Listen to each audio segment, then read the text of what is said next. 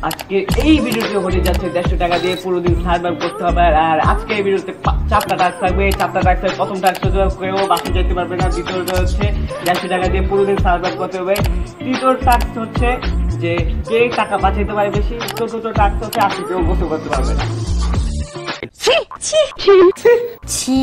তো গাইস, আজকে এই ভিডিওতে আমি আর জিসানে থাকবো। জিসানের কাছে থাকবে 150 টাকা, আমার কাছে থাকবে 150 টাকা।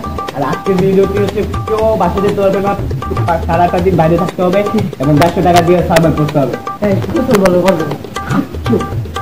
এরা হচ্ছে পুরো করতে বললাম দরকার গাড়ি না জানলি তো। তো গাইস, এখন আমরা ভিডিওটি শুরু করি। তো গাইস, এখন আমরা ভিডিওটি শুরু করি। Let's start. তো গাইস, এখন আমাদের বাজারে যেতে হবে। এখন মাত্র 10টা 20 বাজে আর আমাদের এখন নাস্তা করার সময়। তো আমরা এখন নাস্তা করার জন্য বাজারে যাব। তো জিসান চল আমরা নাস্তা খেয়ে আসি।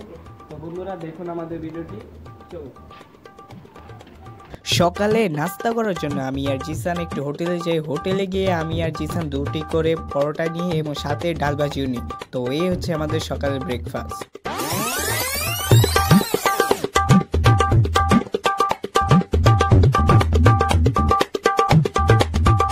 তো বন্ধুরা, আমরা একটা হোটেল খুঁজছিলাম কিন্তু হোটেল পাচ্ছিলাম না। আধা ঘন্টা খোঁজার পর আমরা একটা হোটেল পেলাম, কারণ আমরা ঈদের পরের দিন ব্লগ করতে আসি, তাই দোকানপাট বেশিরভাগই বন্ধ। তো খোলার পর আমরা অনেক কষ্ট করে একটা জায়গা বসার জায়গা ব্যবস্থা করি এবং বসার জায়গা ব্যবস্থা করার পর আমরা এই তো ব্রেকফাস্ট শেষ করলাম। তো সকালে ব্রেকফাস্ট এই পর্যন্তই আপনারা দেখতে পারলেন। এবার আমরা কিছু দুপুরে খাবো তা আপনাদেরকে আস্তে আস্তে ধীরে ধীরে দেখাবো।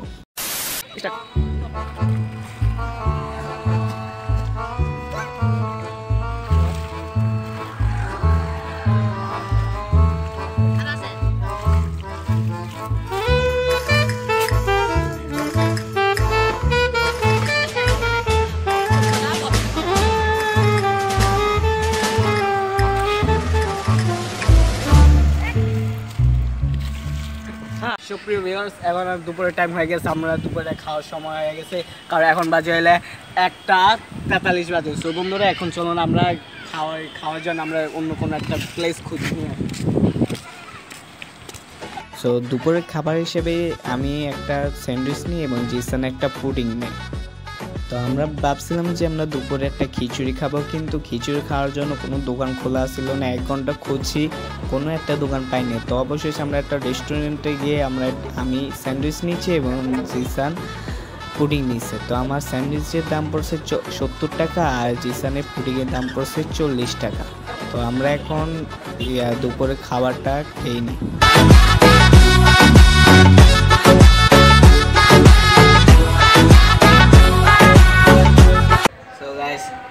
এক ঘন্টা ঘোরার পর খুঁজতে আমরা একটা জায়গায় খাইতে পারছি। আমি খেয়েছি স্যান্ডউইচ আর আমার সাথে জিসানে খাইছে হলো একটা পুডিং।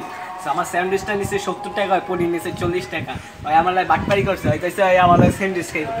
স্যান্ডউইচ কেনার পর আর কাই বলে পুডিং খাইব। তাই তো যা খাইছে, আমার কাছে আর মোটমাট প্রায় 55 টাকা আছে, 195 টাকা খরচ করছে। আর জিসানের কাছে আছে হইলো 85 টাকা। ওই মোটমাট খরচ করছে হইলো 15 আর 65 টাকা আছে ওর কাছে। তো না 75 টাকা আছে আর ওর কাছে 85 না, সরি, ঠিকই আছে। তো 75 টাকা আছে ওর কাছে। তো এখন একটু ভালো পর্যায়ে আছে। আমি হাইরা যাবো ওই টাক্সটা, যেহেতু 4টা টাক্স আছে। তো গাইস, 1 ঘন্টা খোঁজার পর একটা জায়গা পাইছি।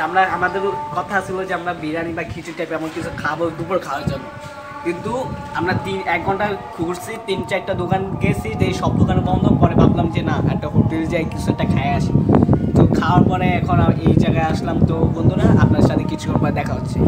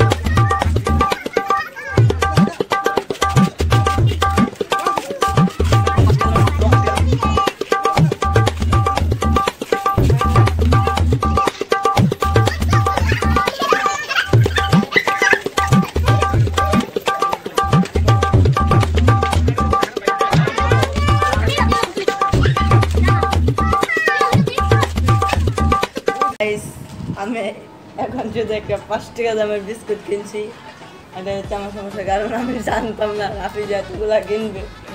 সো গাইস আমি এটা কিনছি, আর একটা চকোলেট আর একটা প্লাম কিনছি, প্লাম যেটা বড় এর আছে। সো এখন আমি এগুলো খাবো।